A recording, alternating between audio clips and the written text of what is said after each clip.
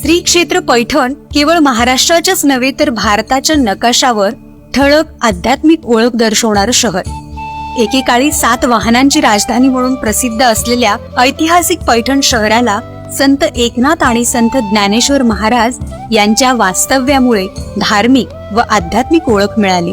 या ठिकाणी भरणाऱ्या नाथषष्ठी महोत्सवाला विशेष महत्त्व असून पंढरपूरच्या आषाढी एकादशी नंतर महाराष्ट्रातला हा दुसरा मोठा महोत्सव मानला जातो.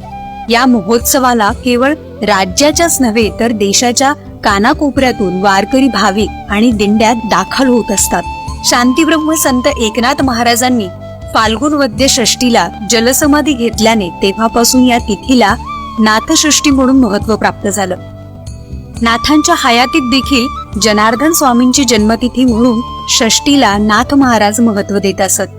जनार्दन स्वामींची जन्मतिथी, नाथांची जन्मतिथी, नाथांची निर्वाण तिथी, नाथ व जनार्दन स्वामींची भेट आणि नाथांना दत्तात्रेयांनी दिलेले दर्शन हे 5 पंचपर्वण योग या तिथीला घडल्याने षष्टीला मोठं महत्त्व प्राप्त झालं.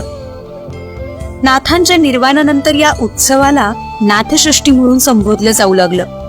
वसंत पंचमी पासूनच षष्ठी महोत्सवाला सुरुवात होते.